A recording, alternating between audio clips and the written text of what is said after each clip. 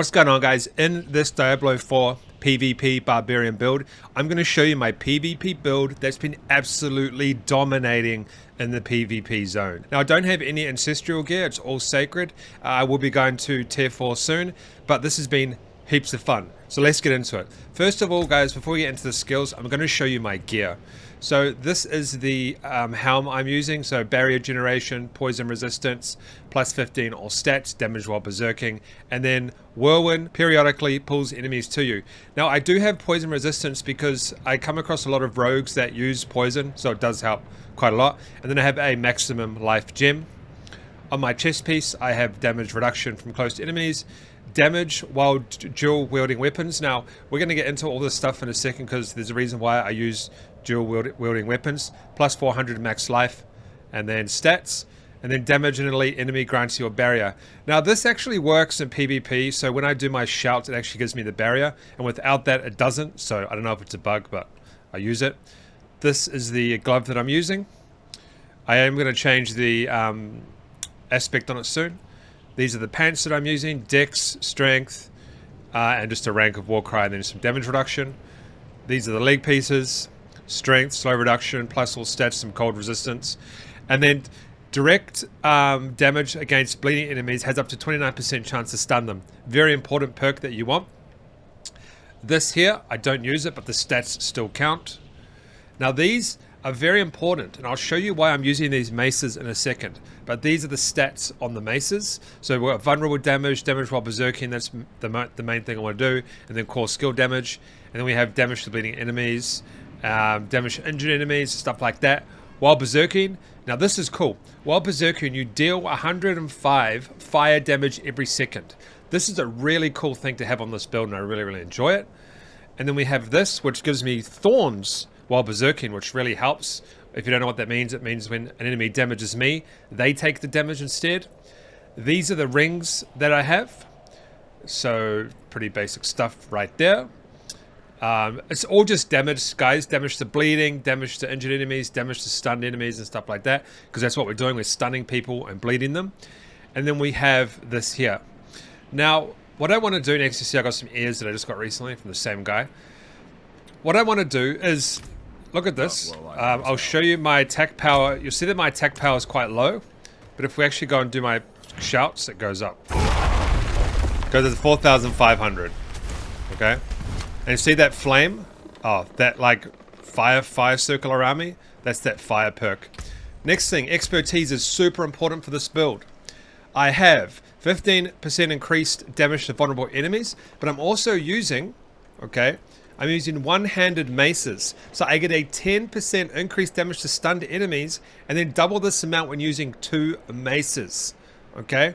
This is really important, and then lucky chance 10% to gain berserking. So this is why I'm using both these maces. Because I'm getting stun damage, and then I'm also getting that vulnerable damage, because the vulnerable is across all weapon types. Now let's talk about the abilities.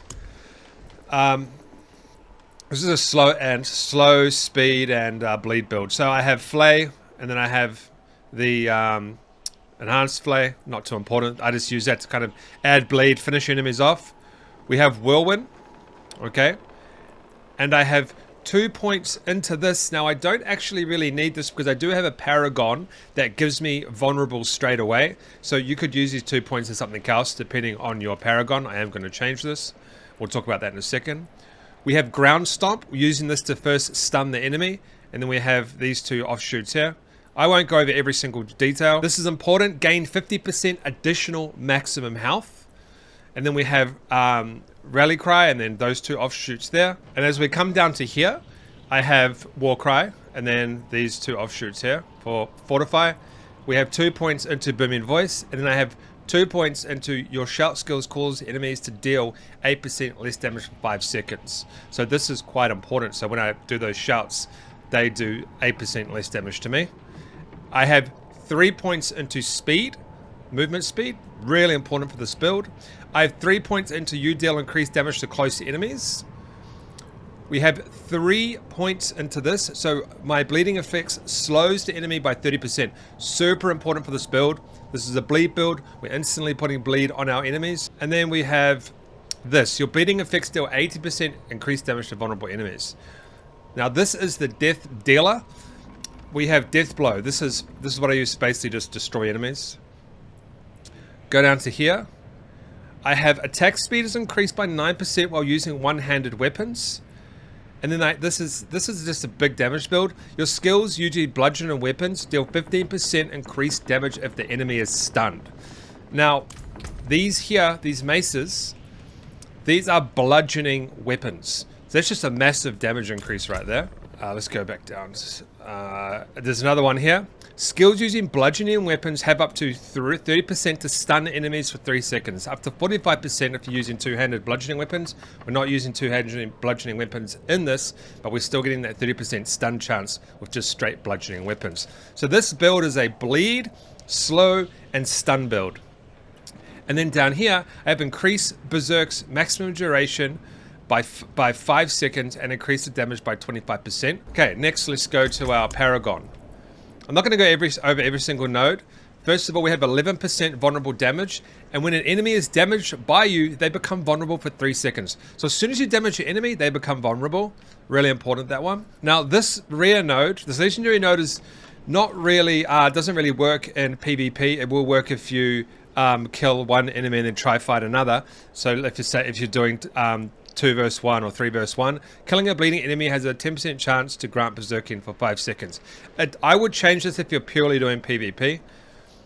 This node here is good. So you deal increased damage while wielding one-handed weapons. Now the requirements are not met, but when they're met, that's what that'll do. And I have an additional 4.5% damage to bleeding enemies.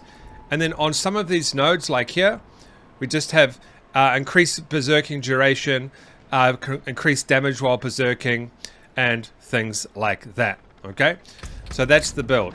It's a pretty straightforward build.